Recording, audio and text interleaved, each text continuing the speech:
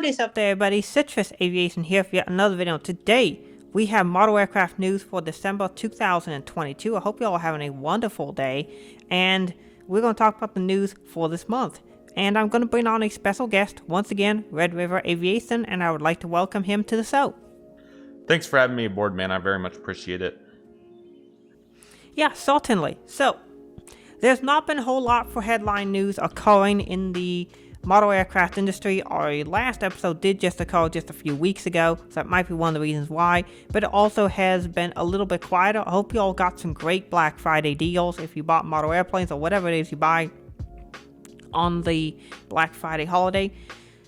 I don't tend to buy as much on Black Friday because I usually don't need to buy stuff then, and I can find good deals at other times of the year as well. But I may start taking advantage of it next year. We'll see. But as of right now, I didn't buy anything. So let me know what you bought in the comments down below, and I'd love to see what you got. Releases and molds. There is a new mold we want to talk about.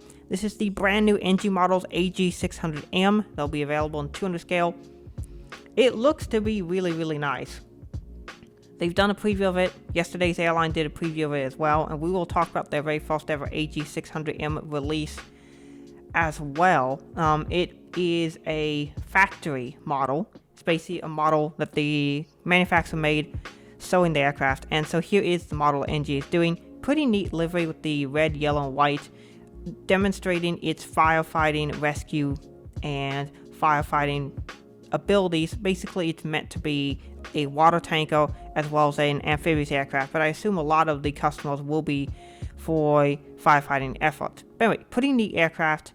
It's an interesting choice that the Chinese would choose to build such an airplane, but it's also interesting that NG Models would make such an aircraft. But then again, in the Chinese market, these aircraft do seem to be quite popular, so as much as I know North American collectors hate these Chinese aircraft, they are very popular for the market that NG Models commonly serves. So, it's a neat aircraft. I'll probably get one just to see what it's like and just add a more unique aircraft to the collection. Yeah, I think it's a pretty cool mold. Like you said, and a very good point to be brought up is, unfortunately, yes, it's not as popular for us US collectors, but it is a very popular aircraft over there in China, and I think it is a very neat one.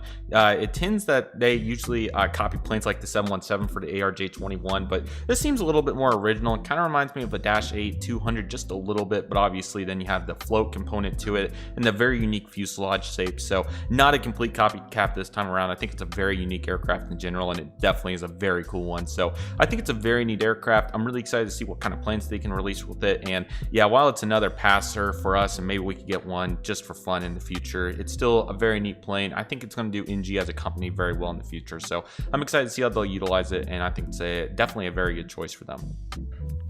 Yeah, for sure.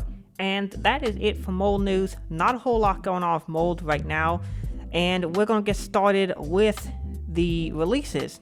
And of course, the first release we are going to talk about are the NG Models releases for November 2022. And in here, there was a new mold. We saw our first use of the 787-8 mold by NG Models. That'll be operating for American, and they did two Hainan releases. Those will be cool planes. Of course, they did the Southwest 737-700 Canyon Blue livery. That's a cool model. They did re-release American 737-800. WestJet 737-600. I'm really excited for the Garuda Indonesia 777. A bunch of wide-body aircraft. They did the Air New Zealand all-black Star Alliance livery, which is so cool. I'd love to see other integrations of these Alliance liveries, because the Star Alliance livery has always been a white aircraft with Star Alliance on. And seeing Air New Zealand do the opposite of that is really cool. Other than that, not a whole lot of note here for me. The models I'm probably going to get eventually, because I'm not going to buy many early on. I'll probably wait for a little bit and get some of these later. The ones I'll probably end up picking up will be the WestJet 736, Southwest 737, American 738, American 788, Garuda Indonesia 333, and a Hainan 788. Other than that, the rest are not of interest to me. Certainly plenty of variety here, and it's definitely a mixed bag release. I think the US releases are very solid despite three planes that we've seen in the past from Gemini Jets particularly, and also NG models. This is still a very cool release though. I think the debut of the 787-8 mold will be a very versatile asset for NG going into the future despite the Gemini Jets and Gemini Jets using that mold that they have, which is a very good one in my opinion. I think the European narrow bodies are also really nice with that Air France A320, and then also we have the Air China A321, which is a cool plane. The Hainan Airlines 787s are cool, along with the Land 787-9. I think that's a very underrated aircraft considering we don't get many aircraft in South America, so I'm very glad to see that. ANA 787 Star Alliance livery is also a cool plane, and the Garuda Indonesia 777 is very nice as well. Qatar is getting a nice representation in this release, which is nice, and a Finnair One World, so more A350s, we'd love to see it, along with some Ethiopian examples as well. The TWA L1011 in the final livery is going to be a very popular aircraft. I know many retro collectors were eyeing a very good one of those, so I'm very glad to see that. We also have some really cool Tupolovs, a cool ARJ21, a very neat Canada 3000 757, that's a very neat plane, and also finally getting the future releases of the L1011 Queen Elizabeth II, British Airways, and Air New Zealand A321neo Star Alliance black livery.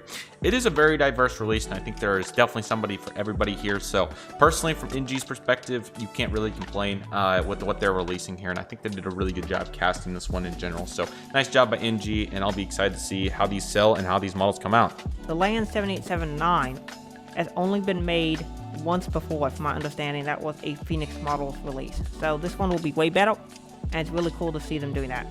Moving on to Gemini Jets. Their new releases came out, but I actually first want to talk about their future releases, because these are actually really spicy, really good stuff in here. They are making 5 models in both 200 and 400 scale, and the models will be the Alaska Airlines ERJ-175 in the Horizon Air Retro livery, the Southwest 737-800 in the Tennessee 1 livery, the Southwest 737 MAX 8 in the Desert Gold Herb Kelleher Retro aircraft, the Copa Airlines 737-800 Retro, and the Donald Trump 757-200 with the revised 2022 livery. That looks really nice. These 10 models, I think, will all be extremely popular with collectors. The last time a Trump 757 was released, it was the best selling model that had ever come out from Gemini Jets to that point.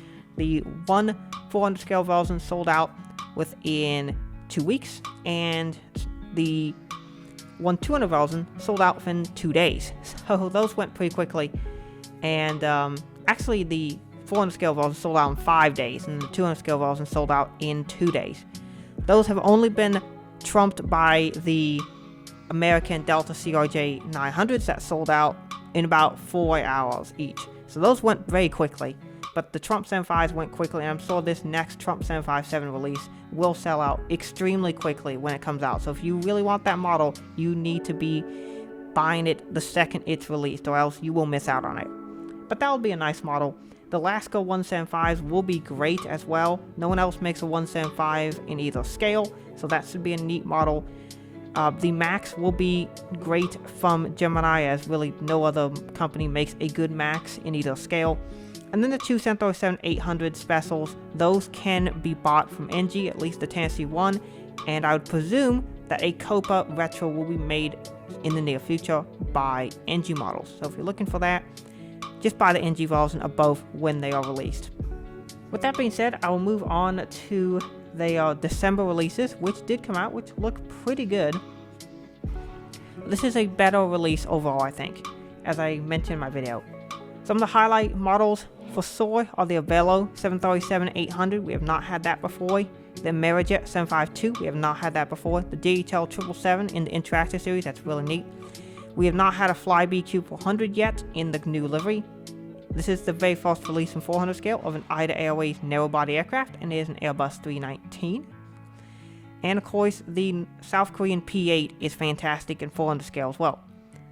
New stuff in 200 scale are the new KC-46A Pegasuses. We see the Japan Self-Defense Force version and the United States Air Force version, as well as that P-8 Poseidon by the Republic of Korea. That will be really neat. The Mesa CRJ900 is one for me, of course. And there's some other good models in here, but those are just the highlights I want to mention. Also, the very first Gemini 200 Emirates 777X will be coming out this month, and apparently this has folded wingtips, like the wingtips actually fold on the model, which is really cool to see. Yeah, this is a pretty solid set in general. Really big fan of the Avelo, despite NG having a better mold and the possibility of doing that. I think the US re-releases are pretty good. Nice to see the Northwest Orient for the retro collectors. Gemini Jets 757 is a very cool plane. Another Emirates A380. IDA A319 is pretty sweet. Great to see a Delta 767 re-release. And in general, this is a really solid set. I'm glad to see Gemini knocking out some planes that have been definitely wanted from the community. Finally, we're going to talk about some of the NG models 200 scale special releases. These are kind of interesting by the fact that they are doing a November set separate from the November set. Why? That's all I want to know. Why not just release these at the same time? That rant aside, the models they did decide to pick are very interesting. So they are making one 200 scale model of every mold they have, with the exception of the C919, which they also have, which they've only made like 1 or 2 models on that mold. But other than that, they have the new AG600 mold in the house colors of the manufacturer, so that's a pretty neat model. And then they're making ARJ21 200. This is the same model we had in 400 scale release this month, but with the Tiger livery. Actually, the 400 scale version had the Tiger livery too, but we're getting that in 200 now. We are getting a really cool private Dassault Falcon. This one is, I forget who it is, but it's a operator. Let's take a look on here. Oh, it doesn't say who it is. But yeah, this is a private Dassault Falcon Alpha 6 Mike Bravo Sierra. Pretty neat aircraft. And that would be a Emirates aircraft, or a Emirates collective aircraft. The reason why it's Alpha 6 is there's 6 Emirates, and then I believe Qatar is considered the 7th Emirate. I could be wrong on that, but the aircraft is registered in the United Arab Emirates. So really neat to see that. And then we're also seeing a Gulfstream G5. This one is a Kuwait Air Force C5, so pretty neat to see that. 9 kilo Alpha Juliet Foxtrot. And then the one that I'm most interested in, an AirTran CRJ 200, registered November 449 Alpha Whiskey. That's a really neat model. Now, AirTran did actually have an interesting fleet of aircraft. Most people think they just operate DC-9, 717s, and 737s, and they of course did operate those aircraft, but they also experimented with a few other aircraft, and this was one of those experimental aircraft they tried out. Didn't work out on their fleet, but they did, yes, operate the CRJ 200 for a little while. So this aircraft appears to have been operated by Air Wisconsin, which is very interesting. But yeah, AirTran for a short little while did have CRJ 200s. They also had Airbuses too for a while, and they had a couple of other interesting aircraft. That is it for this release. Very small release. It honestly should have just been included with the main release, but they did it separately, and so we're going to talk about it here now.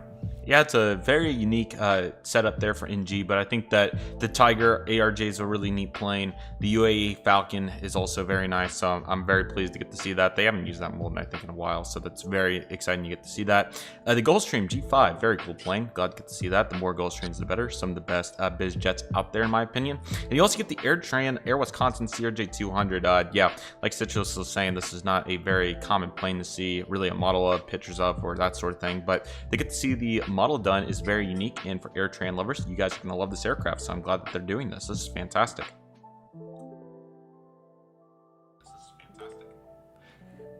Yeah, for some very interesting models that were released. And so that is going to be it for releases, and really that's going to be it for this episode. Fairly short and sweet episode. Hey, this is Editing Citrus from the future, and I'm just going to interrupt the video here as we're coming to a close to let you know about my new model aircraft news website, modelaircraft.us. You can see the link for it in the description. Go check it out. It's a model aircraft news website that talks about model airplanes. So if you're interested in written reviews, articles, and things like that, go check out the website. There will be some exclusive content over there. particularly model reviews, because for whatever reason, model reviews don't tend to perform very well on YouTube. Maybe I'll bring some of them over to YouTube, but stay tuned specifically for model aircraft specific reviews on that website, as well as other content. So go check it out if you want to see model aircraft news. It is still in the works and still in its fairly early stages, but if you want to take a look at it, check out some articles, please do. I'll keep updating it every single week with new articles and information. So thank you all so much for checking out the website, and I hope you all enjoy it.